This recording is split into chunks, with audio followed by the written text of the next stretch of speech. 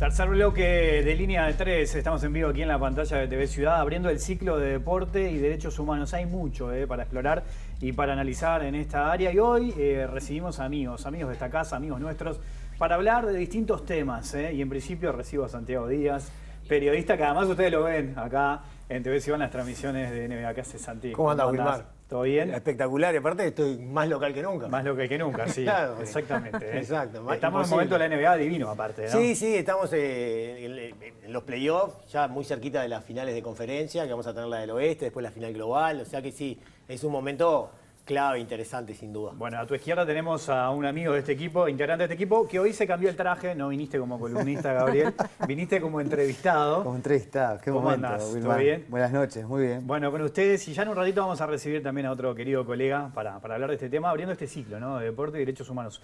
Santi, vos hace unos años escribiste un libro muy interesante contando la historia del defensor del 76, que rompe la historia, una vuelta a la historia, así lo llamaste vos. Con ese título, en el 76, en un año terrible para el Uruguay, sí, una etapa terrible, sí. Y un poco con el espíritu de este programa, vos hablás de fútbol, pero lo mezclás, ¿no? Contás la historia, la política, lo que estaba pasando en ese Uruguay, en ese momento. Hay muchas formas de encarar a empezar a contar una historia, ¿no? Seguramente todos los escritores, te debe pasar a vos también, Gabriel, como docente. Lo más difícil es cuando te enfrentás a la hoja en blanco y empezar a escribir, decir, bueno, ¿por dónde lo arranco? ¿Por dónde lo encaro? Y a mí me pareció muy interesante la forma en que vos decidís empezar a escribir el libro, porque podías empezar a hablar de lo deportivo, de lo político, de lo histórico, y te encontraste con una historia, la de Julio Filippini. Sí. Contanos por qué elegiste eso para contar. Bueno, yo lo que traté de hacer es encontrar una historia que tuviera gancho y que reflejara las dos cosas fundamentales que tiene el libro. Por un lado, una hazaña deportiva, que es la hazaña del defensor del 76, el primer equipo menor que no sea Nacional y Peñarol de conseguir el título uruguayo en el profesionalismo, y por otro lado el contexto histórico y político que vivía el Uruguay, que era terrible, porque 1976 fue uno de los años más oscuros de la oscuridad plena, ¿no? Porque fue uno de los años más fuertes de la dictadura, y el concepto fuerte negativo, ¿no? Negativamente. Y bueno, la historia de Julio Filippini me parece que es una historia que refleja ambas cosas, ¿no? Porque es un juvenil que debuta en primera división, ante un grande, ante Nacional. No iba a jugar, pero se lesionan un par de compañeros, lo ponen como titular, tiene una gran actuación, él convierte un gol, le hacen un penal que propicia otro gol, el partido termina 2-2, el equipo chico que va al estadio y que le empata a Nacional, y él, obviamente, el juvenil que debuta y anda bien, le hace una nota a Víctor Hugo Morales, que era el periodista del momento con distancia, ¿no? Era el más escuchado con distancia en el momento. Y bueno, en determinado momento la típica, ¿a quién le dedicas el gol? Le hicieron escuchar el gol, ¿a quién le dedicas el gol? Y él le dedica el gol a su hermano, que estaba preso en el penal de Libertad. A su hermano y todos los muchachos que están presos en el penal de Libertad. Y Víctor Hugo Morales le dice, bien recibido, y termina la nota. Pero después de eso se produce otra historia emergente, que hubiera sido algo normal, ¿no? En un momento normal de la vida del país hubiera sido una dedicatoria que no hubiera generado demasiada sorpresa ni demasiado problema, pero lo cierto es que después de ese partido lo fueron a buscar al estadio para preguntarle qué es lo que había dicho y qué es lo que había querido decir. Él estuvo escondido 3 o 4 días en la casa de su novia, sabiendo que lo habían ido a buscar. Los padres no sabían qué hacer, porque sabían que la situación podía ponerse fea, hasta que al final él encaró, fue a ver a Víctor Hugo Morales y le dijo, ¿qué hago?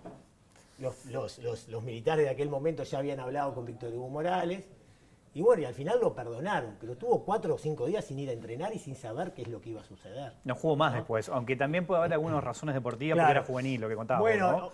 Obviamente que el hecho de que no haya jugado nunca más después de eso, en ese contexto y con lo que se dio, genera mucha suspicacia. Yo estuve hablando, en la parte de la investigación del libro, estuve hablando con el presidente entonces de Defensor, que era un militar contrario a la dictadura, Julio César Francini. Sí. También estuve hablando con Eduardo Arzuaga, que fue presidente de Defensor mucho tiempo, pero que en ese momento era vicepresidente, que era un frente amplista, fundador del Frente Amplio, ¿no? Y ellos dijeron que no es que no jugó más por esa situación puntual, ¿no? Pero de todas maneras, en aquel momento, un gurí que debuta, hace un gol y medio, como le decían, ¿no? Porque le hacen un penal y demás, y que después no juegue más, claro. Obviamente, en ese momento en que era todo dudoso, ¿no? Todo estaba bajo duda, porque aparte no había ninguna posibilidad de expresarse, ¿no? No existía la pluralidad, no existía nada. Entonces todo era bajo sospecha. Yo creo que grafica perfectamente el momento en que estábamos viviendo, en donde todo estaba puesto en duda, en donde el temor, el miedo y la oscuridad era lo que dominaba, ¿no? Santi, vos en el libro haces algo muy interesante, que es, además de hablar de los partidos, vos contás todo lo que venía pasando en la semana previa, ¿no? Entonces estamos hablando de cosas terribles y lo decías recién en la introducción y te sumo, Gabriel, estamos hablando del 76, un año terrible, la muerte de Selmar, la muerte de Gutiérrez Ruiz, el año en el que la cúpula militar desplaza a Bordaberry, entre otras cosas. ¿Qué contexto tenía todo eso, Gabriel? Sí, sin duda, un poco, como decían, es quizá el año de la mayor represión, ¿no? Muchas veces nosotros en Historia conversamos que hay diferentes periodizaciones para la dictadura, ¿no? Y unas tienen que ver con el cambio de gobierno. Ya en mayo por ahí se quedó definitivamente claro de que no iba a haber elecciones, ¿no? Ese fue todo un tema, porque incluso hasta Bordaberry siendo presidente golpista, pero presidente formal, o sea, si había elecciones en el 76, la dictadura iba a ser una cosa, digamos, excepcional. Ahora, en el 76 dicen, no va a haber elecciones, incluso Bordaberry presenta un proyecto de eliminar los partidos políticos, que lo terminan sacando los militares, que están, algunos grupos de los militares ejerciendo esa represión en Buenos Aires, con dictadura en Argentina recién estrenada en marzo, ¿no? O sea, el clima del Plan Cóndor es muy fuerte. Y ahí muchas veces otras investigaciones lo que muestran es que a partir del 76 aumenta la escalada represiva, la operación contra el Partido Comunista, el cierre del galpón, bueno, el secuestro de Elena Quinteros.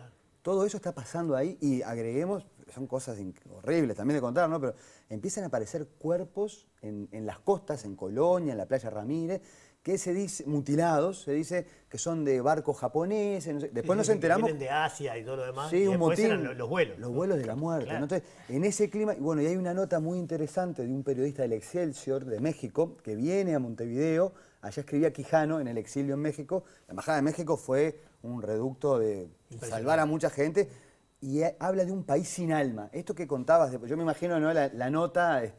al chiquilín Filippini que debutó y que dice ese mensaje por el hermano, ¿no? Y después empezar a tener un miedo de que, sos futbolista, hiciste una creación en la radio, te puede pasar cualquier cosa, ¿no? Creo que ese contexto es de lo peor y bueno, ni que hablar, mataron a Gutiérrez Ruiz, que era el presidente de la Cámara de Diputados, en la mano derecha de Wilson en Buenos Aires, a Michelini, a los bueno, ex integrantes de la guerrilla que habían vuelto a la lucha civil, como Barredo y Guaylo, por tratar de conversar para ver si se podía volver a dar un paso electoral en Uruguay, ¿no? Entonces, en ese clima, yo creo que lo de la vuelta de Defensor, ¿no? No solo en el sentido de dar la vuelta al revés, ¿no?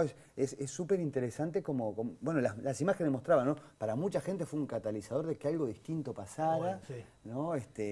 Yo qué sé, y también, bueno, esto hay estudios bastante nuevos, ¿no? Sobre cómo, por ejemplo, ir al fútbol era una oportunidad de tener un espacio público mínimamente de encuentro, ¿no? Esto que estaban con bombos, con vinchas, poder festejar un gol ante tanta represión me parece que lo valora mucho más, ¿no?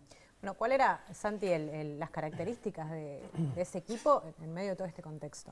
Era un equipo muy particular, empezando por su técnico, que era la cara del equipo, ¿no? Sin duda era la cara del equipo. Muchas veces el entrenador es el entrenador, ¿no?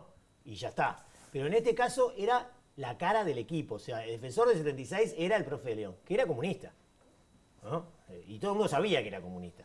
Y era comunista en el año 76, el equipo que iba primero y en el momento de mayor represión contra el Partido Comunista, como decía recién Gabriel, ¿no? Entonces, era muy fuerte en ese aspecto, ¿no? Y él estaba todo el tiempo con guiños en relación a la situación política que vivía el Uruguay. Y además era un plantel especialmente politizado. Estaba el caso de Pedrín Grafiña, que se había ido de Chile porque había tenido también algunas declaraciones contrarias a la dictadura allí en Chile, y se había tenido que escapar de Chile literalmente hacia el Uruguay, y era también era el que todo el tiempo estaba hablando de política, claro, además, ¿no? Hacía cabeza todo el tiempo. Había varios que lo secundaban porque era un plantel muy, muy politizado. Estaba Aripe, estaba Betón Javier. Ahora, había varios es jugadores. interesante porque también el profe Ricardo de León, dentro de sus características, apostaba a la pluralidad. Sin Porque, duda. por ejemplo, estaba Cubilla, que Cubilla era pachequista. Sin duda, pero en la época de la dictadura lo que no tenía el Uruguay era pluralidad.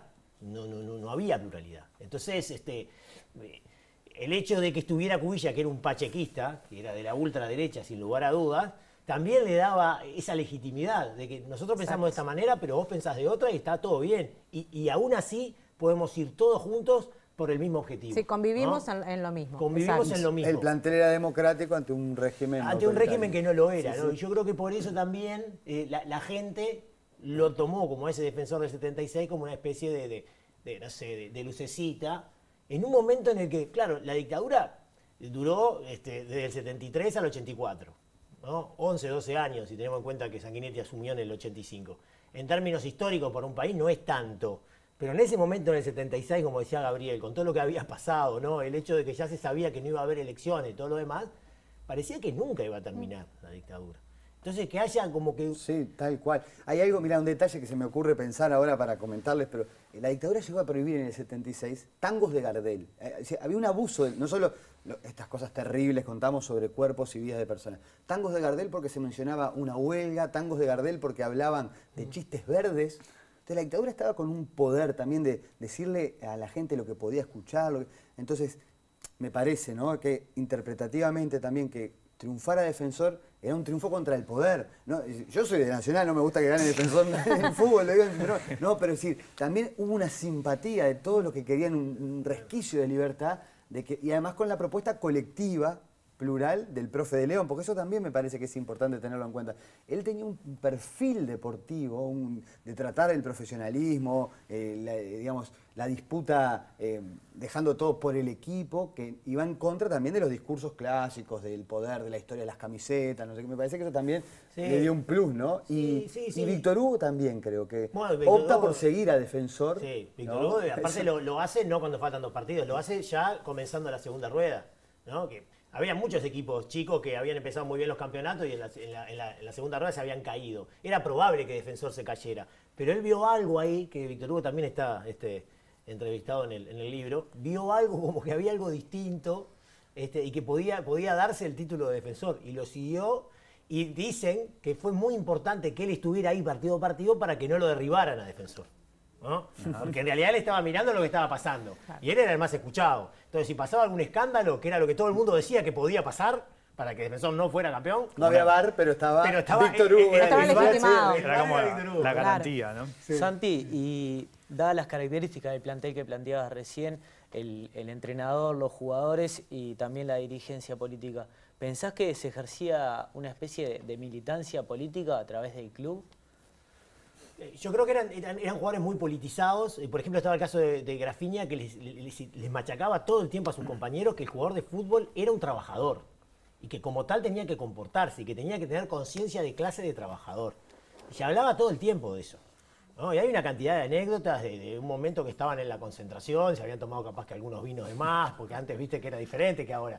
Y estaban cantando las canciones de Quilapayún que había traído Grafiña de Chile, y le golpearon la puerta de la concentración ahí en el Francini y eran los militares, que a ver qué estaba pasando, y que se armó un lío bárbaro y casi termina en cualquier cosa eso, ¿no? O sea, como que había un componente político muy fuerte, desde la cabeza del profe de León hasta algunos de los jugadores. Pero había esa pluralidad, ¿no? También, que era muy importante, más allá de que Cubilla pensara diferente, y vaya si pensaba diferente Cubilla, y dicen que las conversaciones entre Cubilla y Grafiña las discusiones eran antológicas. Habría que tener No, dicen que eran antológicas.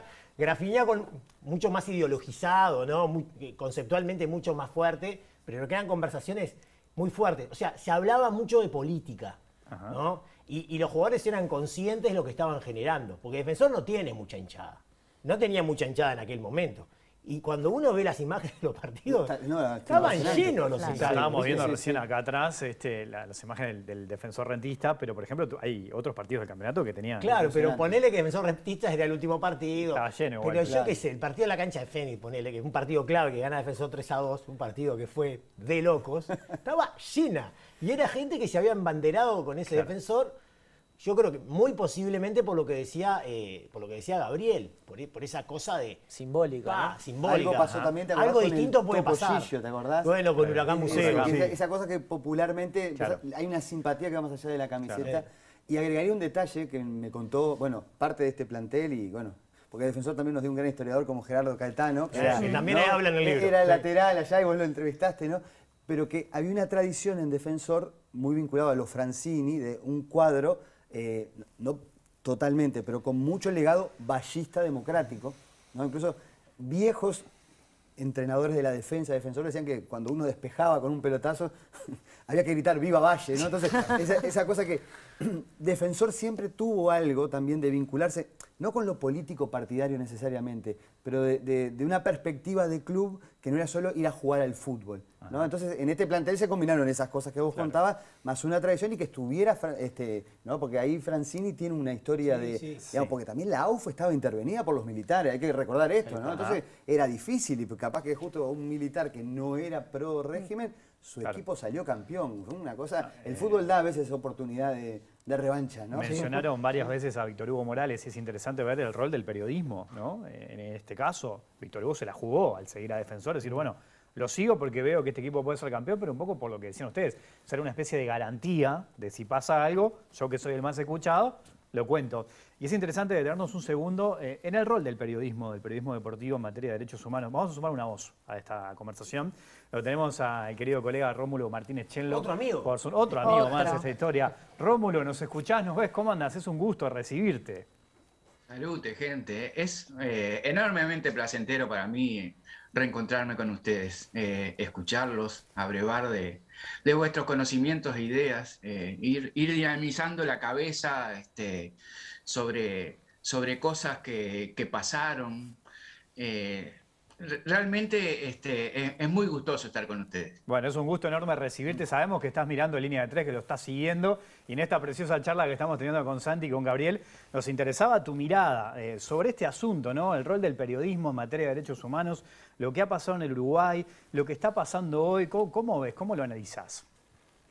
Sí, hay muchísimas cosas que me hacen rebotar para un lado y para el otro, pero un concepto que creo que Gabriel despertaba, que el fútbol en el Uruguay siempre ha sido un vínculo de desarrollo e integración social y entonces de defensa y acción de la sociedad, porque el fútbol en el Uruguay es un fenómeno increíble y que ahora cuando el profe hablaba de don Pepe Valle, a mí se me ocurre una conexión directa y porque desde sus primeros días en contacto abierto con la sociedad, el fútbol siempre fue muy empujado por don Pepe Valle.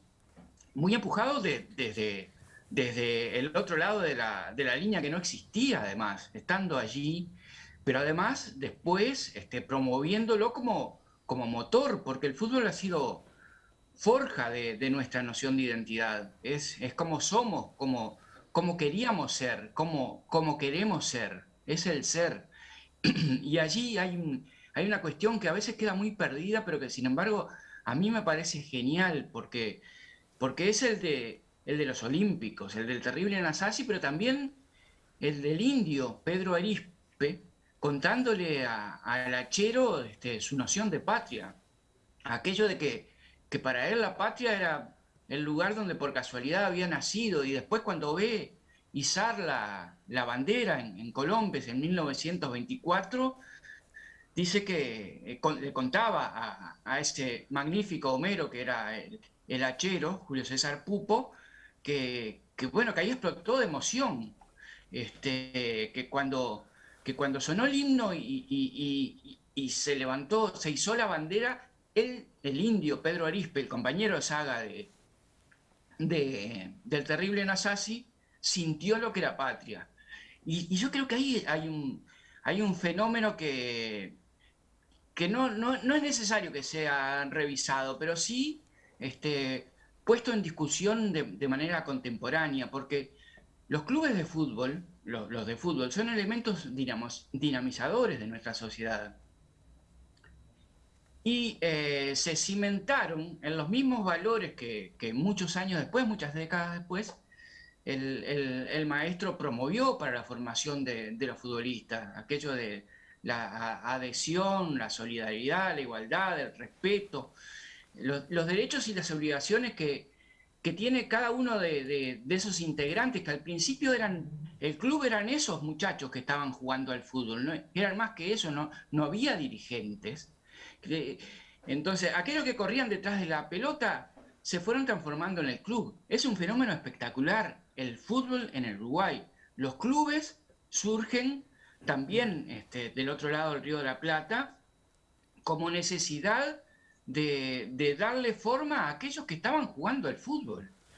Y bueno, y a partir de ahí son elementos dinamizadores de la sociedad, pero surgen de los campitos, de la pelota.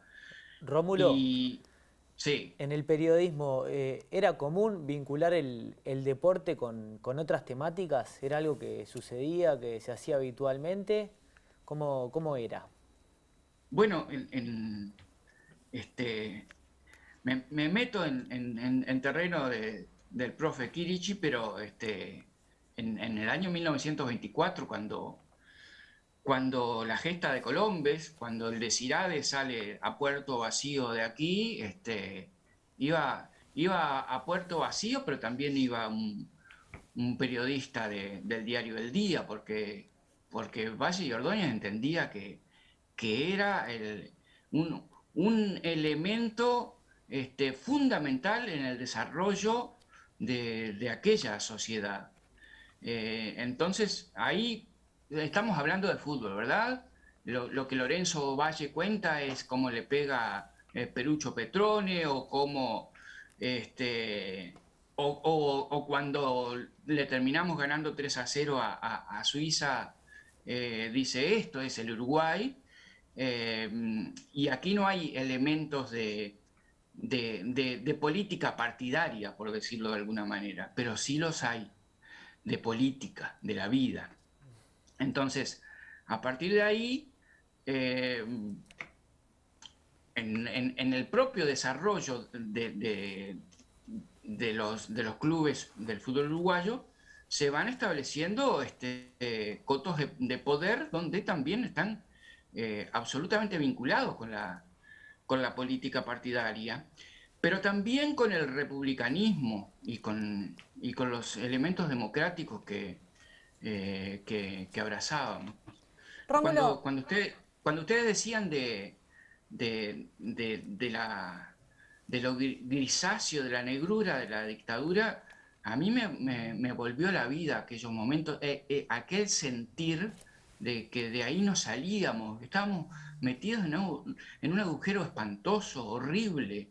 Y bueno, a partir de la lucha de la sociedad, donde también están involucrados los clubes de fútbol, es que creo que hemos podido salir y vivir esta realidad que vivimos. Rómulo, bueno, me quedo con esto último que estás diciendo, ¿no? Y voy a nuestra profesión. ¿Cómo era ejercerla? ¿Cómo era poder contar este cuento de manera solapada? ¿Cómo era poder hablar de lo que había pasado? ¿Cómo era en un momento tan complicado? Bueno, es muy difícil, extremadamente difícil. Aquello que nos criamos en la dictadura, yo me descubro a veces que no digo cosas ni estando solo metido entre cuatro paredes.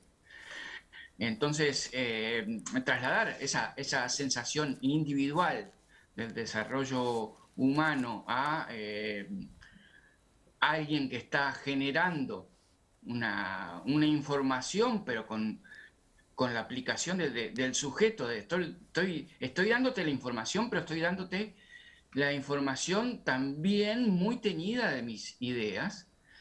Era difícil, era complicado, era realmente difícil, pero bueno, había que hacerlo. Yo soy de los hijos del 5 días que fue suspendido a la semana, después salió La Hora y La Hora Popular, y ahí pudimos tener algunos desarrollos que para nosotros eran importantísimos, capaz que era chiquito, poquito, pero eran importantísimos, pero que se trasladaban en el boca a boca, digamos, de aquellos primeros lectores. En radio también, en radio era mucho más complejo, ¿verdad? Mucho más complejo. Rómulo, es un tema que seguramente nos va a dar para hablar más adelante, así que la seguimos en otra oportunidad, ¿te parece? Te mandamos un abrazo grande desde acá, desde el estudio. Encantadísimo. Abrazo grande. Santi, ¿en qué medida esta campaña de Defensor Sporting fue como un símbolo de resistencia también?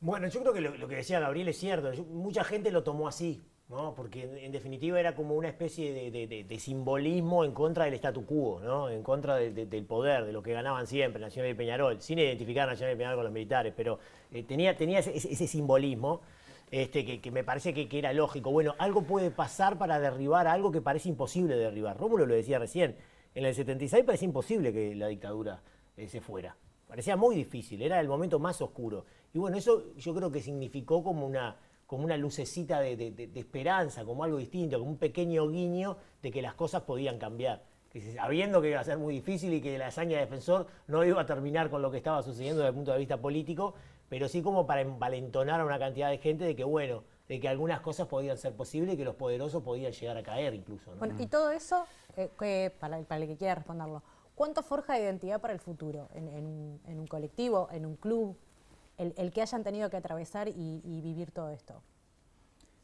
No sé.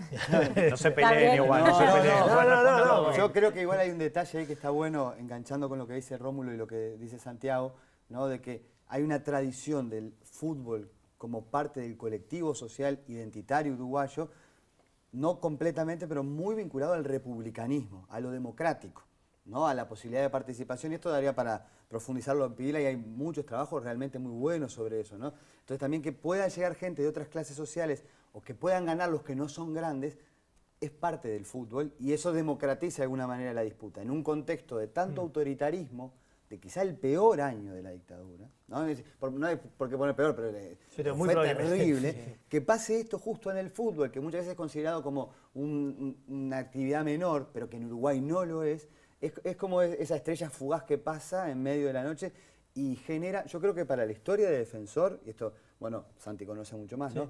Pero hay un reforzamiento de una identidad que, con todo respeto lo digo, ¿no? Defensor nunca hubiera sido considerado un tercer grande sin esta hazaña, ¿no? Porque hoy en día los chiquilines nacen y bueno, más allá de lo que pasó el año pasado, que ir a la B, una mala temporada, ¿no? Los que le disputaban los campeonatos a Nacional y Peñarol en el profesionalismo reciente eran Defensor y Danubio, ¿no? Danubio por una tradición que vinculaba a otras cosas y Defensor yo creo que por esta tradición, que generó una contra, para mí un poco autoritaria, que fue llamarla antifútbol. Porque eso fue también negar la escuela del profesor Ricardo de León. Acá me metí en temas deportivos, pero me parece que es importante porque el rechazo muchas veces vino de gente de Nacional y Peñarol que ganaban con muchas artimañas y poder Nacional y Peñarol, muchos campeonatos. Eso te lo cuenta cualquier hincha de cuadro chico. Entonces, Defensor logró en la época más oscura, es muy hazañoso, ¿no? Creo que lo devaluó un poco Eduardo Acevedo al final, ya me voy a decir, cuando empezó con esa mística que no sirvió, pero en la historia propia de Defensor en el fútbol creo que es un antes y un después, ¿no? Hoy que nombraban a Gerardo Caetano, Gerardo dice que el profe Ricardo de León es uno de los 5 brillantes que él conoció, ¿no? A mí me dice en el libro que a lo largo de su vida ha conocido muchas personas brillantes, pero ninguna como el profe. Para que te lo diga Gerardo eso, imagínate. Y yo cuando me dijo eso quedé sorprendido. Claro, es una buena definición. Y bueno, estudioso del fútbol y de los equipos, ¿no? Se carteaba con Rinus Michel, ¿no? Claro. El padre era naranja mecánica, o sea... Algo sabía. Bueno, un poco, perdoná que tiro, ya que estamos en la última de la noche, ¿no? Falta abrir una copita, Wilmar, digo yo acá. Pero ya... Pero digo, sí. Porque también pasó esto con Tavares, es decir, cuando no nos gustaba cómo salía, los que se ponían como tipo, esto es antifútbol, no sé qué, era más por un tema ideológico, ¿no? No por lo que votaban, ¿no? Pero sobre el deporte, ¿no? Es decir, entonces vos veías que era como un rechazo a una propuesta de trabajo en colectivo, de que no solo brillen las individualidades. O sea, ¿no? que el fútbol es fútbol y es eso. Sí, y bueno, tenés y que además tener eso. y una gestión, ¿no? Una cosa cortita, Sí. Wilmar, que no tenía nada que ver con el antifútbol. No, nada que ver. Lo que hacía Absolutamente. ese equipo era marcar adelantado y recuperar el balón cerca de... que es lo que hacen ahora todos los equipos. Claro. Exacto. No tenían, lo que hacía era marcar. Y después cuando tenían la pelota, tenía jugadores, Cubilla, José Gervasio Gómez, el Pichu Rodríguez, pero Santelli, jugadores, pero... Bueno, se nos terminó el tiempo. Si quieren la Lástima, copita, buena la seguimos en el bar de la Ahora esquina, porque esto seguimos. va para charlar. Y ustedes, que seguramente van a querer seguir escuchando, el lunes que viene. Vuelve Línea de 3 a las 22 horas. La seguimos en otra oportunidad, ¿les parece? cuando Santi y quieran, Gabriel, por fue un favor. gustazo tenerlos por acá. Nosotros nos vamos, ustedes se quedan en la pantalla de TV Ciudad. Que pasen bien, chao.